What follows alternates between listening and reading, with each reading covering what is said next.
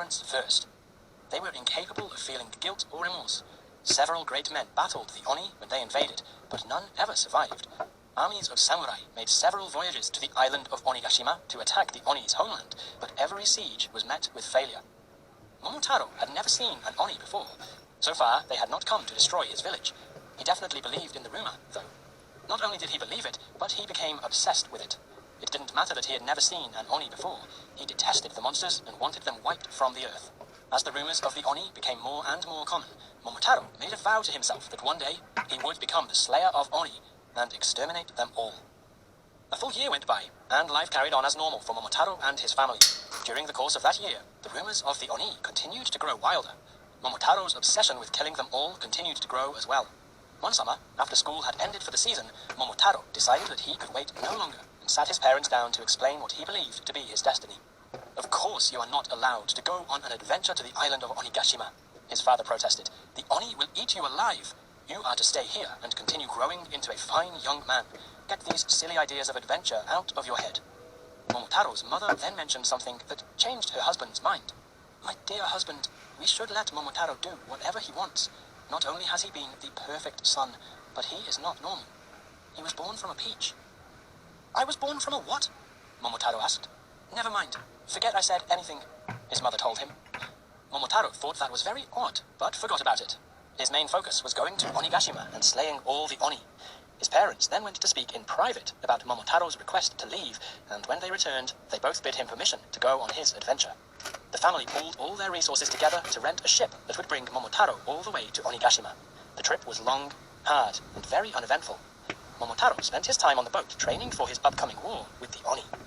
When the ship docked, Momotaro set off to trek the final distance to the castle of the Oni. Along the way, he ran into a pheasant, dog, and monkey that were all traveling together. Since Momotaro loved animals so much, he ran up to them and tried to start a game. Although he was determined to destroy the Oni, playing with the wildlife would have proved to be a fine distraction. "We don't have time to play with you," the pheasant said. "We are on a mission to destroy the Oni," the dog said.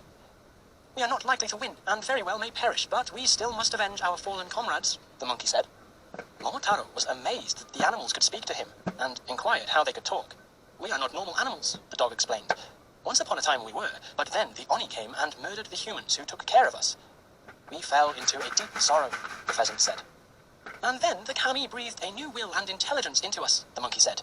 "Ever since then, we have been on a long, dangerous journey to the castle of Oni, so we may seek vengeance against the monsters for all the terror they have spread." Momotaro told the three animals that even though he was just a normal boy, he shared the same desire they did. The four of them had a short palaver and all agreed to venture together into the castle of the Oni.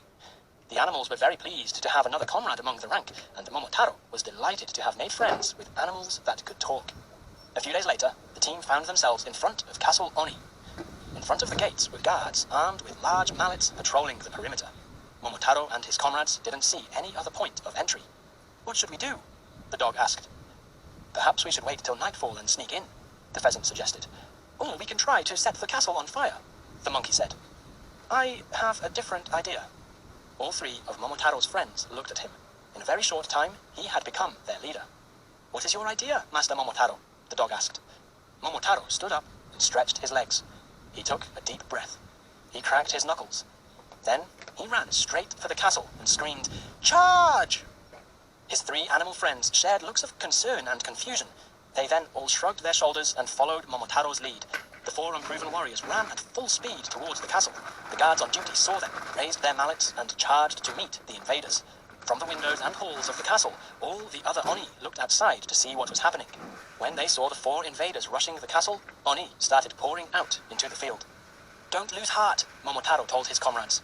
"Remember your fallen comrades. Remember the call of the legends of the kami, for Izanagi and Izanami, for Amaterasu, for Uzume, for all that have suffered at the hands of the Oni, for mother and father. Charge and slay them all."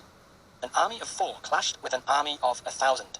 A battle that the earth had never contained before exploded like a meteor crashing down from space. The red skin of Oni was torn in twain.